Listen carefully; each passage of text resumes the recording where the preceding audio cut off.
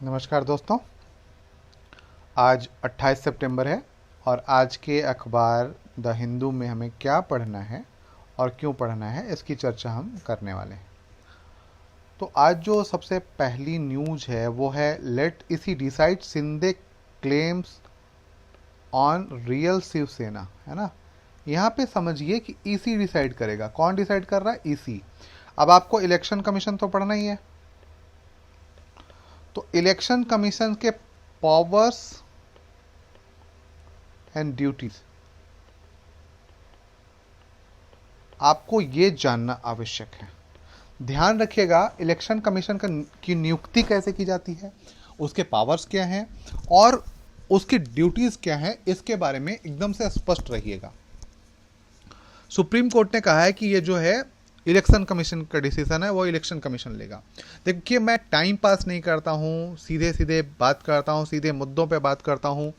आपको ये ध्यान रखना है कि आप ये जब सुन रहे हैं तो आपको गौर से सुनना है और साथ ही साथ सिलेबस और प्रीवियस ईयर क्वेश्चन ये जरूर देखते रहना है।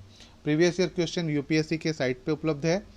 साथ ही साथ दोस्तों एक काम और कर लीजिए, यदि यहाँ आए हैं तो लाइक ज़रूर कर लीजिएगा, कमेंट कर लीजिएगा और सब्सक्राइब ज़रूर कर लीजिएगा। ठीक है, तो हमें यहाँ पे देखना है ईसी।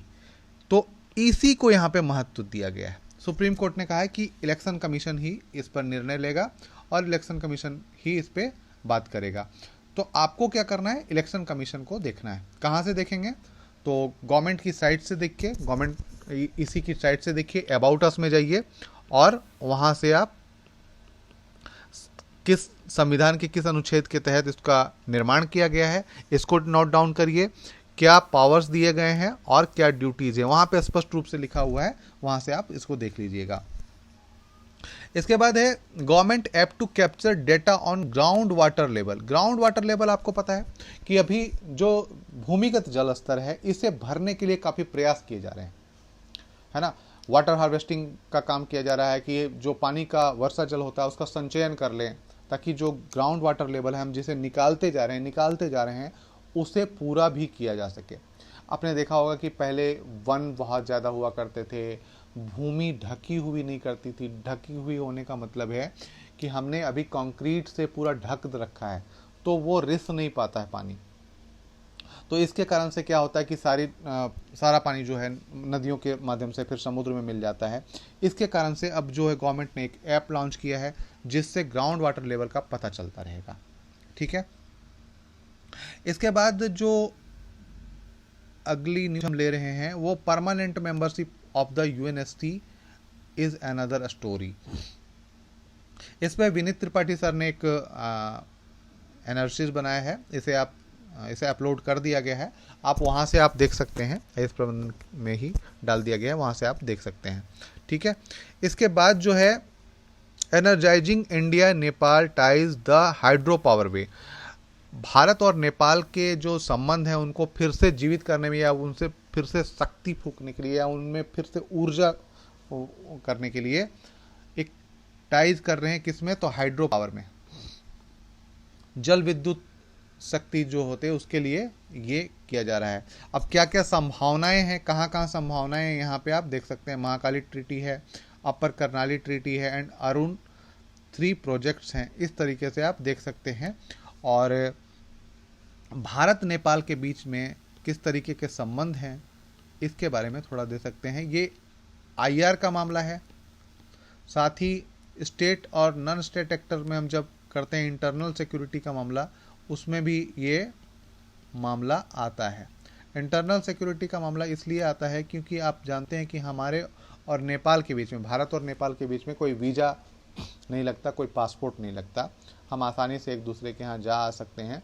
तो भारत के नेपाल के संबंध बहुत ही नाजुक हैं और बहुत ही आला दर्जे के या अलग दर्जे के हैं। तो इसके बारे में आप पढ़ सकते हैं। ठीक है, इसके बाद है the lack of quality engineering education. ये बहुत बड़ी बात है कि अभी एक सर्वे किया गया था या एक रैंकिंग दी गई थी 2022 जुलाई में, N analysis top 200 institute of technology and engineering में। उसमें जो टॉप इंस्टीट्यूट है उसे 90% अंक आए हैं। यदि 100% का मामला है तो 90% आएंगे। But the 50th best scored only 50%। जो 50वां सबसे अच्छा कॉलेज है उसका स्कोर कितना है? मात्र 50%। और जो 100वां सबसे अच्छा इंस्टीट्यूट है उसका रैंक कितना है? 40%। तो इसमें यह कहा गया है, और 200वां का 33.7%। तो इसमें यह कहा गया है कि ये तो 200 के अंदर जो हैं इनकी रैंकिंग इतनी है, लेकिन उनके बारे में सोचिए जिन्होंने इसके लिए अप्लाई किया था पर उन्हें कोई रैंक नहीं मिला। 1049 संस्थान ऐसे हैं जिन्हें कोई रैंक ही प्राप्त नहीं हुई है। एंड उसके बारे में सोचिए जिन्होंने अप्लाई किया ही नहीं, उनकी संख्या 4500 के करीब है। तो इसमें एक किस्सा सुनाता हूं मैं आपको कि एक जगह में काम करता था और वहां पे एक मेरे बगल में एक लड़का बैठता था जो जॉब करता था वहां पे साथ में ही, और उसने बीटेक हार्डवेयर से किया था। हार्डवेयर इंजीनियरिंग जो भी होती होगी, जो भी शाखा होती होगी, वो कहा था कि मैं कंप्यूटर हार्डवेयर पे मैंने किया है। और उसका कंप्यूटर उस दिन शुरू नहीं हो रहा था, तो मल्टीटास्किंग स्टाफ को बुला के कहता है देखो ना कंप्यूटर शुरू नहीं हो रहा है। तो अब समझ में आया होगा कि आपको कि किस स्थिति में है हमारी शिक्षा व्यवस्था। तो इंजीनियरिंग एजुकेशन सिस्टम ये है, तो बाकी का एजुकेशन सिस्टम किस लेवल पे होगा ये आप समझ सकते हैं। इसी पे चर्चा की गई है, ठीक है। इसके बाद एक न्यूज है, द आप इकोनॉमिक चैलेंज इन पंजाब। अब आप समझिए कि किसी भी राज्य में हम कोई भी पार्टी है ना, कोई भी पार्टी फ्रीबी का वादा देके या मतलब मुफ्त चीज़ों देने का वादा देके आ जाती है सत्ता में, और फिर शुरू होता है रियल खेल। जैसे एक कहावत है कि हम तो फ्री में बिजली देते थे, तो दूसरे ने उठ के कहा कि फ्री में देते तो थे पर आती कब थी, है ना। तो ये हालत ना होनी चाहिए। जैसे डिस्कॉम वगैरह जो कंपनियां हैं, विद्युत कंपनियां हैं, यदि आपने उसका बिल चुकाए नहीं तो वो हाथ खड़ा कर देगी, बिजली सप्लाई बंद कर देगी, या जो भी फ्री देना चाह रहे हैं वो चीजें बंद हो जाएगी। तो इससे क्या होगा? अप्रत्यक्ष रूप से आप आम जनता का नुकसान ही पहुंचा रहे हैं। जैसे जो गरीब हैं या जो मतलब एकदम से निचले तबके के हैं उनका तो काम चल जाएगा, पर वैसे लोग जिन्हें इलेक्ट्रिसिटी से बहुत ज़्यादा काम रहता हो या उस पर निर्भर रहते हो, यदि वह उन्हें लगातार आपूर्ति ना मिले तो फिर क्या होगा? उनका काम ठप होगा, और उससे क्या होगा? आर्थिक मोर्चों पर कई जगह पे असर पड़ेगा, है ना। तो इसलिए इसको मैंने लिया था, ये समझने के लिए था। तो इस तरीके की चीज़ें हमें समझनी पड़ेंगी। NASA spacecraft asteroid collision. एक नासा ने एक जो एस्टेरॉयड है उस पर एक क्या किया था कि एक तरीके से ये समझिए कि एक पत्थर आपके तरफ आ रहा था, है ना, ये पत्थर आ रहा था आपके तरफ, और आपने एक और पत्थर मार के या छोटा सा पत्थर मार के इसके जो वो रास्ता है उसको बदल दिया। तो यहाँ आ रहा था तो यहाँ टकरा सकता था, अब ये रास्ता बदल गया तो ये टक्कर नहीं होगी। जैसे यहाँ पे आप देखो कि टक्कर के पहले ये रास्ता था और टक्कर के बाद ये रास्ता हो गया। सॉरी, ओरिजिनल पहले ये था और अब टक्कर के बाद ये रास्ता हो गया, मतलब रास्ता ही बदल दिया गया उसका, है ना। तो इसके कारण से ऐसा टक्कर किया जाता है। भविष्य में हम जानते हैं कि अब आकाशीय पिंड, कई आकाशीय पिंड हैं जो स्वतंत्र रूप से घूम रहे हैं आकाश में, और वो कभी भी हो सकता है पृथ्वी की कक्षा में आके पृथ्वी से टकरा जाए। यदि ये प्रयोग तो सफल रहा है, यदि इसमें सफलता ठीक ठाक मिली है तो हम ऐसी संभावनाओं से या ऐसे उल्का पिंडों से पृथ्वी को बचा सकते हैं। माना जाता है कि डायनासोर के युग में कोई उल्का पिंड टकराया था और पूरी पृथ्वी शीत युग में चली गई थी और उससे सभी डायनासोर या उसकी प्रजातियां समाप्त हो गई थी। तो ऐसा यदि कोई संभावना दिखता है तो वैज्ञानिकों ने इसी के लिए प्रयोग किया है ताकि उसे अलग कक्षा में भेजा जा सके या उसका पथ अलग किया जा सके, जिससे टकराने की संभावनाएं नगण्य हो जाए। ठीक है।